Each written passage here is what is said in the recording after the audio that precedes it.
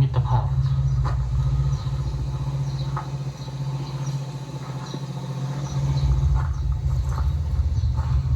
โอ้ต้องติดต่อคนยังสิได้เข้าไป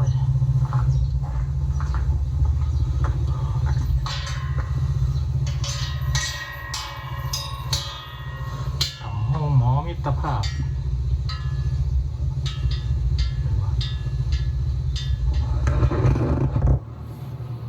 ห้องหมอมิตรภาพ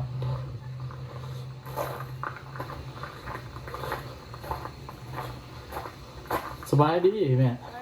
ไปทางไรเนาะข้อได้ปูกันสลีให้หนีได้ปะปูอันหลังจากถูกโครงการมาแต่งหัวแต่งหาวเฮ็ดทางรถเขาทำคนละว่ายังให้ยังให้ปลูกเฮ็ดให้เฮ็ดสวนเพื่อไปย่างกับมันเป็นหญ้านะโอ้เดี๋ยวมื้ออีแม่แล้วมาเฮ็ดให้สาลีให้มักอวยมักเทศให้มักปักทั่ว เป็นห้องหมอเก่าเนาะเป็นห้องหมอเก่าอันนี้เพิ่นทุบเอาประตูกับอันนี้ออกก่อนนะที่ไหนเพิ่นทุบเอาหมดประตูเอาไปใส่วะ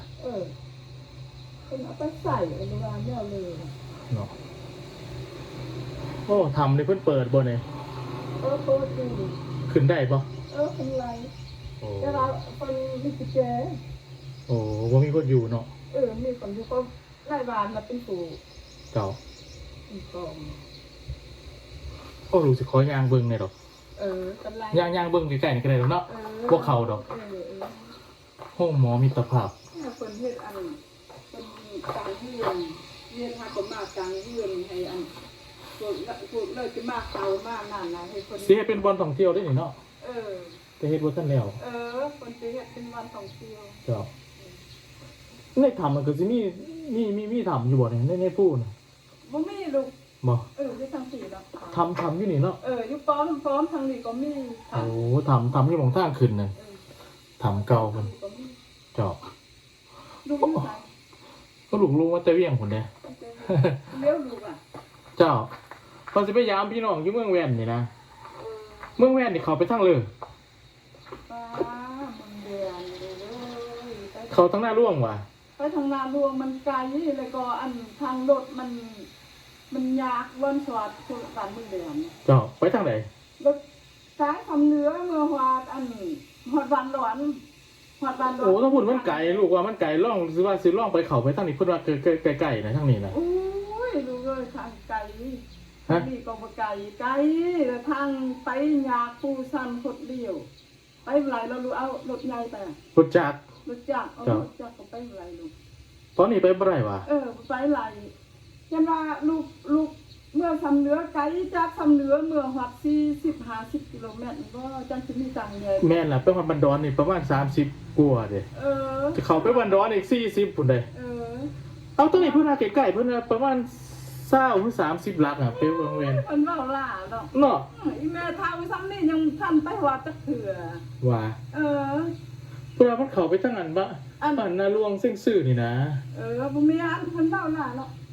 อันอีแม่ไปตัวนั้นไปเอาหนองไผ่น่ะก็เมื่อทางที่ล่ะเมื่อทางนี่บ่ไปทางฝุ่นว่ะบ่ได้ไปทางฝุ่นว่ะทางที่เลยไปจักเถื่อห่วยไปยางเนาะไปหอดบานน้ำอ่างหรือย่างถึงเมื่อผู้สั้นมาผู้สั้นกดเลี้ยวมีทางรถหอดจำบานเลยหอดบ่ทางรถหอดบ่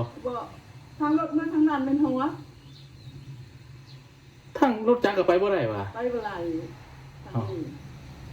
เจ้าบัดทางบัดแยกบ้านนี่แยกบ้านนี่คุณที่นี่บัดแยกบ้านที่นี่เลยมันทางรถมันลงทางเมืองโซยนั้นทางรถเส้นอันนี้น่ะรถไปทางเมืองโซยพุ่นน่ะไปทางเมืองโซยทางเตอน้องไหนทางเมืองโซยนี่แกว่าทางนี้ละแม่น่ะไปบ้านเลยบ้านอันมึงไปเมืองเวียงถึงมาทางนี้ไปเมืองเวียงรถจักรไปถึงบ่มีเนาะไปหลายทางยางทางเขาถามคนอยู่เวียงไส้เพิ่นก็ว่าไปได้นะไปนำได้ค่ะ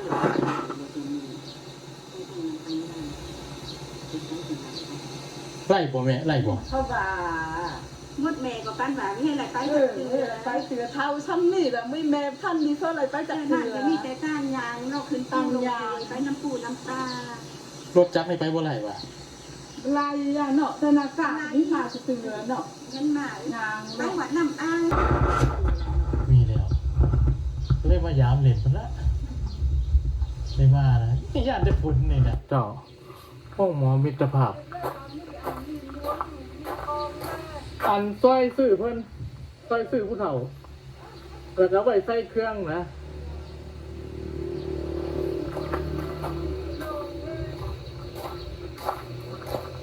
โอ้คนปลูกห้องหมอ150เตียง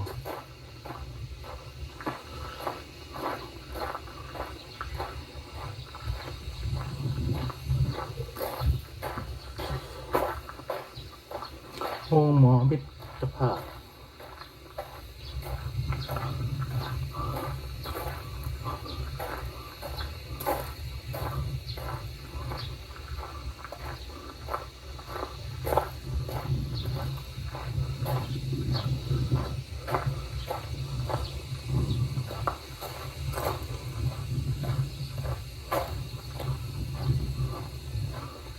รุ่นคำห้องหมอมิตรภาพจะขึ้นเพิ่งต้องมีเจ้าหน้าที่ภาพเลยคือสิบ่ได้ขึ้นดอก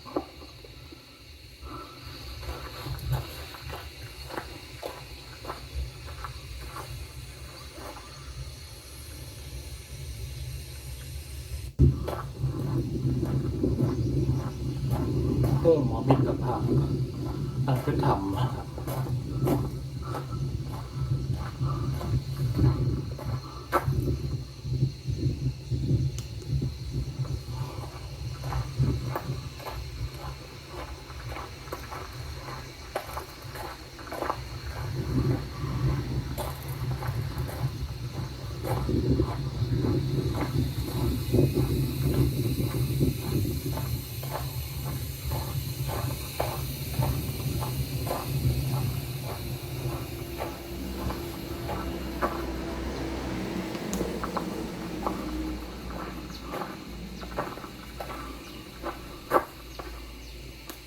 ทำห้องหมอมิตรภาพ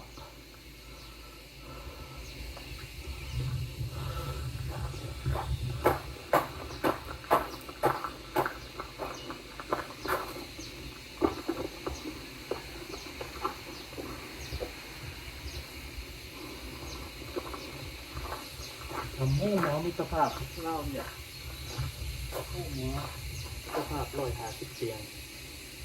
เป็นไงโรงพยาบาลเก่าเนาะไม่กู้ไม่ผ่าน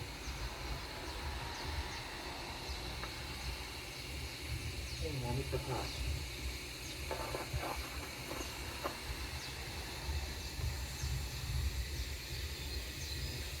หมอมิตรภาพ150เตียงเห็นปะมีทำขึ้นไปแต่ว่าต้องใส่กุญแจพอดีว่ามีกุญแจกะกระบอกไปดอกเอามาเบิ่งนอกๆซื้อนี่เจาะทำเป็นห้องหมอ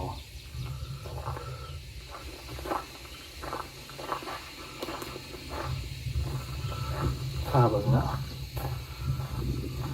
ห้องหมอเก่า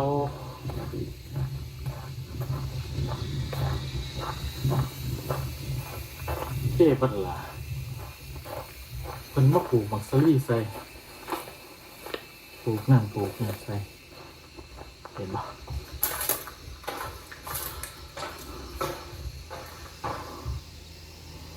ห้องหมอเก่าห้องหมอมิตรภาพ